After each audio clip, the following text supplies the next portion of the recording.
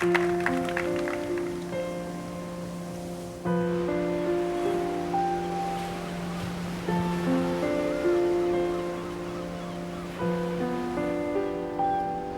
question of how thought and language came about in the human race is one of central concern. So it's hardly surprising we've spent thousands of years thinking and speaking about it. The biblical account suggests that Adam and Eve spoke a prelapsarian language, a single language of paradise. And then came the Tower of Babel, and thousands of languages were unleashed upon the planet, and we were all doomed to crawl on its surface for eternity, misunderstanding each other. Not surprisingly, people became rather obsessed with the idea of what that primary language of Adam and Eve's was, even if it was only a metaphor. What did mankind first speak?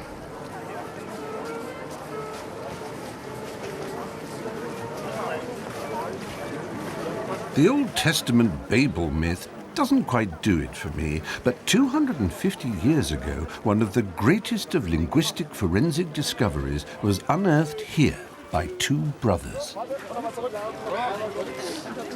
Well, this is the famous Leipzig Christmas market, and it all looks rather a fairy tale, doesn't it? That's quite appropriate, because aside from being remembered for J.S. Bach, Leipzig is also remembered for the Brothers Grimm, progenitors of some of the best-loved fairy tales Europe ever produced. But also, and perhaps you may not know this, the Brothers Grimm were responsible for founding the science of linguistics, what the Germans call philology, the tracing back to the very roots, the languages of the world.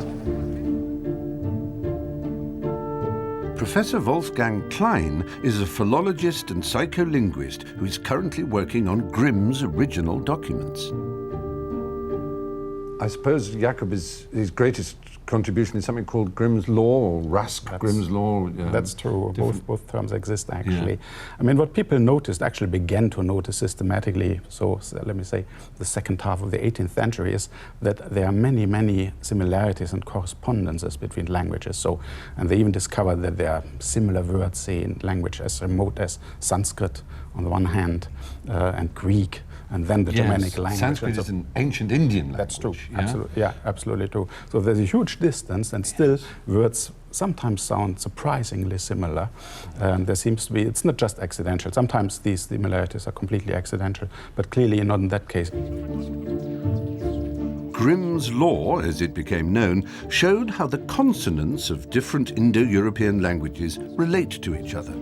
For example, there's a regular relationship between words beginning with P in Sanskrit, Latin or Greek, and F in Germanic languages, including English. So pater in Latin becomes father in English. This single language, Proto-Indo-European, or PIE, the root to over 2,000, is thought to have been spoken more than 5,000 years ago in the steppes of southern Russia. As tribes migrated through Europe and Asia, PIE split into a number of dialects, and these in time developed into separate languages. PIE isn't the first language that humanity spoke, but it's the first of which we have evidence.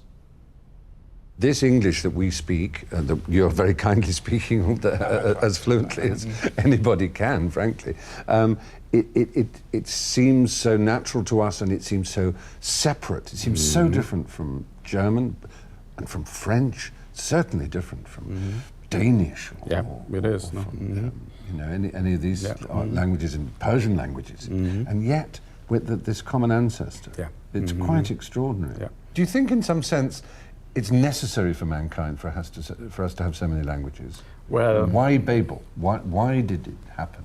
First of all, it's beautiful, and I wonder actually whether this argument, biology, is not also a kind of romantic argument.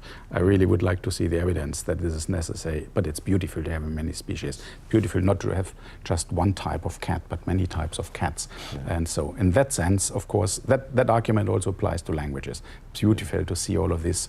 The Romans said, varietas delectat, so to have many things is beautiful here. What would you regard as the thing about language that keeps you getting up every morning and being excited about your job? I mean, everything what makes human beings human is based on language. I mean, our species perhaps could live together without language, but then it wouldn't be what we call the human species.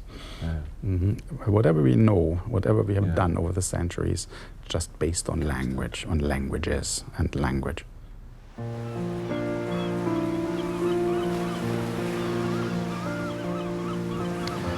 Some would argue that the 6,000 plus languages we speak on the planet are structurally just one primal human tongue. What's amazing is how quickly language evolves according to how quickly children can develop slang or how quickly culture and technology demand.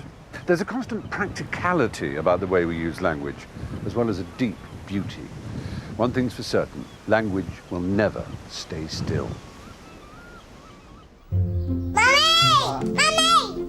And finally, aged 2 and 3 months, Ruby is chatting away in complete sentences with her siblings. Has Stanley got it? She understands much more than she says, and over the next year, her vocabulary will explode.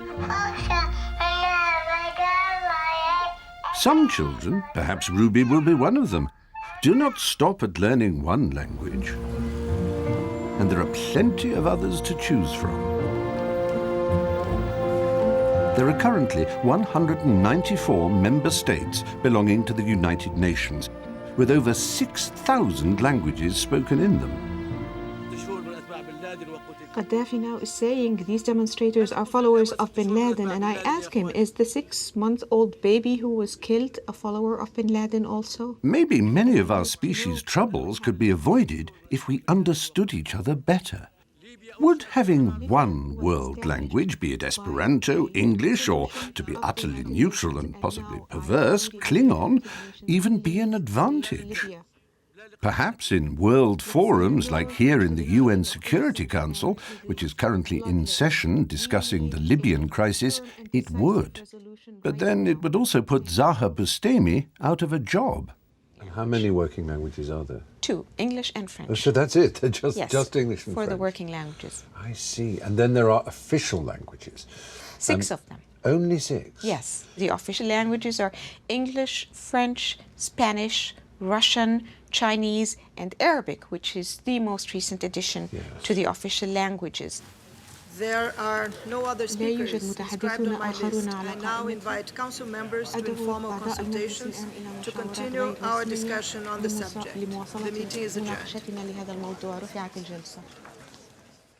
Zaha, it's rather wonderful watching you translate simultaneously. It seems to us like an extraordinary thing. It's like a conductor being able to read a music score. It's incredible the human brain can do this.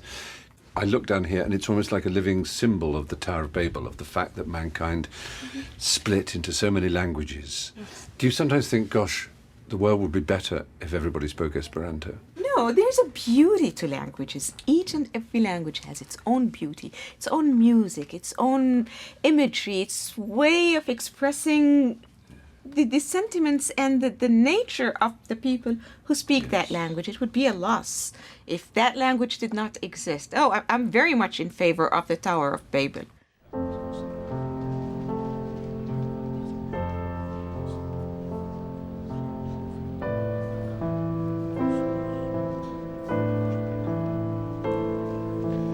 This building where the General Assembly of the United Nations meet perhaps symbolizes more than any other what happened to humankind after Babel. Thousands of voices upraised in different, mutually incomprehensible tongues, trying to comprehend each other, trying to understand, trying to build some sort of peace out of the wreckage of the 20th century.